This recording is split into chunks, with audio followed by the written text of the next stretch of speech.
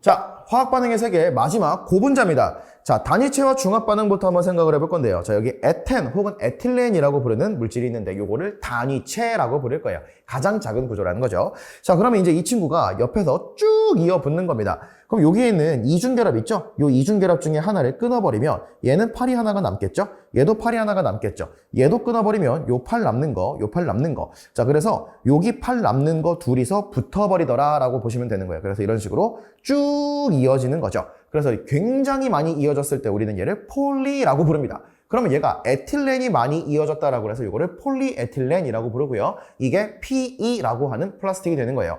그러면 얘를 좀 더 단순하게 표현하고 싶을 때 너무 길잖아요. 그러다 보니까 어떻게 표현할 수 있냐면 이런 식으로 에틸렌을 딱 이렇게 만들어준 다음에 에틸렌 아니죠? 이중결합이 끊어져 있는 모습을 그려준 다음에 이렇게 괄호를 씌워주시고 그리고 나서 N개라고 적어주면 이게 폴리에틸렌을 표현하는 방식이구나. 여기까지 정리해 두시면 되겠습니다. 어렵지 않죠? 자, 이제 계속 이어서 보면요. 자, 천연 고분자. 이 고분자라고 하는 건 분자량이 굉장히 큰 친구들이 말하는 건데 천연도 있고 합성도 있고 여러 가지가 있겠죠. 우리 주위에서 워낙 많이 쓰니까요. 자, 천연 고분자에서 대표적인 친구들은 일단 단백질이 있을 거예요. 단백질의 단위체는 아미노산이라고 하는 겁니다. 자, 여기 탄소가 있고요. 옆에 아민기가 붙어 있고 여기에 카복실기가 붙어 있는 이런 상태가 되는데 여기 수소까지. 그러니까 요만큼은 공통이에요. 그런데 요 자리에 알킬기, 작용기가 붙어서 아미노산의 종류가 결정이 되는 겁니다. 일반적으로는 한 20 정도 종류가 있다라고 우리가 통합과학에서 얘기를 한 적이 있었고요. 자, 어쨌든 간에 여기에 아미노산이 있고요. 그 옆에 또 다른 아미노산이 있습니다. 그럼 여기에 들어있는 카복실기에서 OH가 빠져나가게 되고요. 자, 그리고 아민기의 수소가 빠져나가게 되면서 얘네가 만나서 뭘 만들어요? 물을 만듭니다. 이 반응을 탈수축합 반응이라고도 부르는데 아미노산들이 단백질을 합성하는 과정의 이 반응을 우리는 펩타이드 결합이라고 부릅니다. 자, 그래서 결과적으로는 이런 식의 구조가 만들어진다. 이게 펩타이드 결합이 된다는 거고요. 그럼 만약에 아미노산이 N개가 결합을 한다라고 하면 펩타이드는 몇 개가 나오겠느냐라고 했을 때 2개 사이에서 1개가 만들어지는 거기 때문에 펩타이드는 N-1개가 만들어진다라고 이제 표현을 할 수가 있고요. 그리고 생성된 물 분자도 펩타이드 결합에 동시에 물 분자가 하나씩 나오기 때문에 N-1개의 물 분자가 만들어진다라는 것까지 알아둘 수가 있겠죠.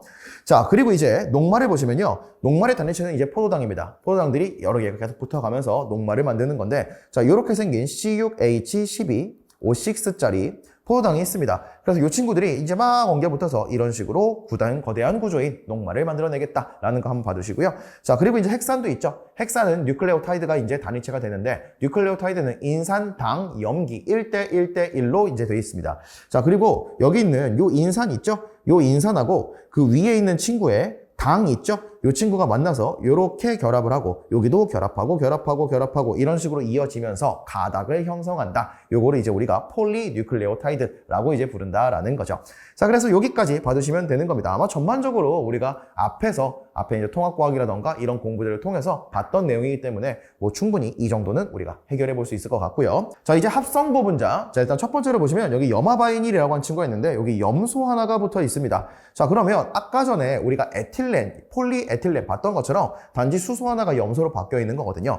이제 그 상태로 쭉 이어지는데 이게 이제 폴리염화바이닐 이런 식으로 플라스틱을 합성하는 과정들. 자, 대표적으로 플라스틱 합성 고분자고요. 얘를 이제 합성 수지라고도 부릅니다.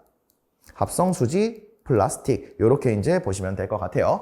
자, 그리고 이제 섬유도 있죠. 자, 이제 여기에 헥사 메틸렌 다이아민이라고 되어 있는데 뭐 구조식까지 정확하게 외울 필요는 없는데 만약에 선생님이 강조를 하신다면 뭐 그거는 외워주시는 게 맞을 것 같긴 한데 그냥 이런 내용이 있구나 정도만 보시는 게 사실 맞을 것 같아요. 자, 그리고 여기 옆에 아디프산이라고 하는 애가 있는데 여기 보시면 여기 질소 옆에 수소가 있죠. 그리고 탄소 옆에 OH가 있는데 마찬가지로 얘네가 빠져나가게 됩니다. 그리고 나서 남는 팔에 붙이는 거니까 여기에 나일론이 얘네가 빠져나가면서 결합을 형성하게 되고 이게 쭉 이어붙어서 우리가 나일론이라고 하는 섬유를 만들어낸다 라고 이제 볼 수가 있겠죠. 그래서 대표적인 합성 섬유 나일론 이런 것도 볼 수가 있겠고요.